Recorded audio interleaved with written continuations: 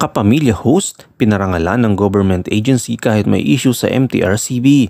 Tingnan ang mga detalye.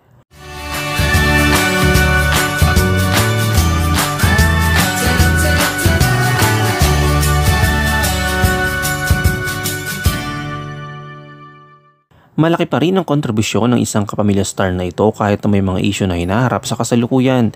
Ibinahagi ni Vice Ganda ang isang mensahe matapos ang pagkilala na natanggap mula sa Film Development Council of the Philippines para sa kanyang kahalagahan sa industriya ng komedya sa Pilipinas.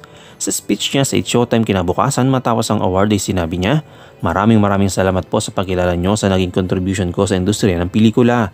Nagpapasalamat ako sa Film Development Council for considering me as one of the few celebrities na binigyan nyo ng pagpaparangal o tropeyo kahapon. Maraming salamat po.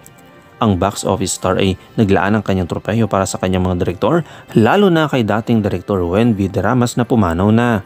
Pinuna ni Vice Ganda ang pinakagmamalaki niya tungkol sa kanyang mga pelikula ay kung paano ito nagdulot ng kasiyahan sa mga Pilipino. Ayon pa sa kanya, sinabi niya, "Siyempre inaalay ko itong karangalan na ito sa lahat na napakaraming direktor na bumuo ng pelikula ko lalong-lalo na sa the late great Wen V. Deramas. Si Direk Wen ang gumawa ng pangalan ko sa pelikula. Maraming salamat po. Si Direk Wen din ang nagpaingay ng pangalan ko sa pelikula. Siya rin ang dahilan kung bakit sa kauna-unahang pagkakataon nabigyan ako ng Phenomenal Box Office Award tapos eventually naging Phenomenal Box Office Superstar na yung inaward sa akin ng Guillermo. Buong pagpakumbaba kong iniaalay itong karangalang ito sa lahat ng madlang people, sa lahat ng madlang people na patuloy na naniniwala, patuloy na tumatawa sa lahat ng ginagawa ko at sa patuloy na nagmamahal sa akin unconditionally. Kaya maraming nanonood ng pelikula ko dahil yung pelikula ko ang ginagawang pantakas ng napakaraming Pilipino sa nararamdaman nilang lungkot, sa nararamdaman nilang galit, sa nararamdaman nilang kawalan ng pag-asa. Sa mga taong gusto nilang maiyak pero manonood na lang sila para makatawid at makatakas sa bigat ng nararamdaman nila, feeling ko yun ang essence ng pelikulang nagawa ko kaya maraming salamat po.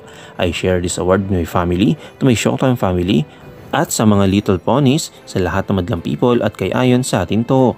Ayon sa Reader's Digest naman itong nakaraan, muling kinilala ang ABS-CBN at si Vice Ganda bilang mga pinakakitiwalaang brand ng mga Pilipino. Hinarap si Vice Ganda bilang most trusted entertainment at variety presenter noon. Iniulat ng pahayagan na ang mga stars ng kapamilya isang pambansang kayamanan na ang impluensyal na boses narinig sa politika, sa mga larangan ng pangangalagang sosyal at syempre bilang isang minamahal na komedyante, entertainer at presenter ng Everybody Sing. Ito ang ikalimang pagkakataon na nanalo si Vice ng parangal. Sa kasalukuyan, ang trusted brands in Asia ay pinagdiriwang ay kanilang 25th anniversary. Sa kanilang methodology, pinagkakatiwala ng Reader's Digest ang Catalyst Research na magkandak ng isang independent survey sa isang representatibong sample ng mga consumer sa buong Asia. Ano ang iyong komento kaugnay dito? Shoutout tayo kina D. Gutierrez Calma, kay Nila Reyes at kay Tessie Espinelli. I-comment mo lang ang inyong opinion sa comment section at huwag kalimutang i-like, i-follow, i-subscribe ang bcgram.net para sa mga latest happenings.